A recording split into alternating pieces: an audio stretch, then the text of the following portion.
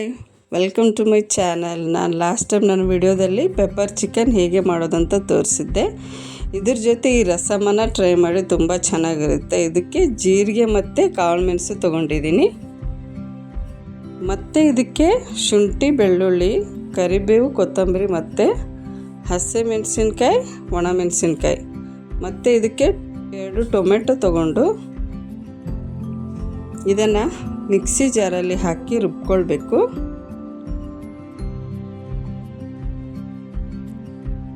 ಅದೆರಡು ಕಾಂಬಿನೇಷನ್ ತುಂಬ ಚೆನ್ನಾಗಿರುತ್ತೆ. ನೀವು ಕೂಡ ಟ್ರೈ ಮಾಡಿ ನೋಡಿ. ಇದನ್ನು ರುಬ್ಕೊಂಡಿದ್ದೀನಿ. ಇವಾಗ ನೆಕ್ಸ್ಟ್ ಇವಾಗ ಒಗ್ಗರಣೆ ಹಾಕ್ಕೊಳ್ಳೋಣ. ಬಾಣಲೆ ಇಟ್ಕೊಂಡು ಅದರಲ್ಲಿ ಎಣ್ಣೆ ಹಾಕ್ಕೊಳ್ತಾ ಇದ್ದೀನಿ. ಸಾಸಿವೆ, ಜೀರಿಗೆ, ಕರಿಬೇವು ಮತ್ತು ಒಣಮೆಣಸಿನ್ಕಾಯಿ ಹಾಕ್ಕೊಂಡು, ಮತ್ತು ಇದಕ್ಕೆ ಸ್ವಲ್ಪ ಅರಿಶಿನ ಹಾಕ್ಕೊಳ್ಳಿ.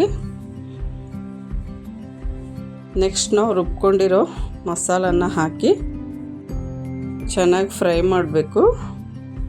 ಮತ್ತು ಈ ಜಾರಲ್ಲಿ ಸ್ವಲ್ಪ ನೀರು ಹಾಕ್ಕೊಂಡು ಇದನ್ನು 5 ನಿಮಿಷ ಸಿಮ್ಮಲ್ಲಿಟ್ಟು ಚೆನ್ನಾಗಿ ಫ್ರೈ ಮಾಡಿ. ಸ್ವಲ್ಪ ಉಪ್ಪು ಹಾಕ್ಕೊಳ್ಳಿ. ಇದರಲ್ಲಿ ರಸಮ್ ಎಲ್ಲರೂ ಮಾಡ್ತಾರೆ, ಆದರೆ ಈ ಥರ ಒಮ್ಮೆ ಟ್ರೈ ಮಾಡಿ, ಚೆನ್ನಾಗಿರುತ್ತೆ.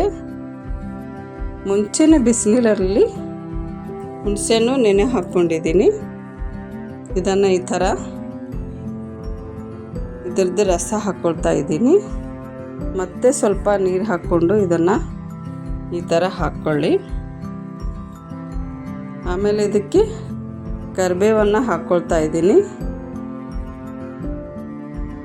ಇದನ್ನು ಈ ಥರನೇ ಹಾಕ್ಕೊಳ್ಳಿ, ಉದ್ದುದ್ದಾಗಿ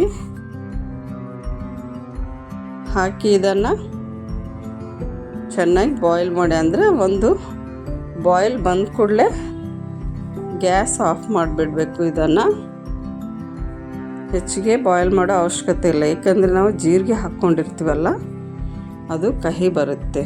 ನೀವು ಕೂಡ ಟ್ರೈ ಮಾಡಿ. Thank you.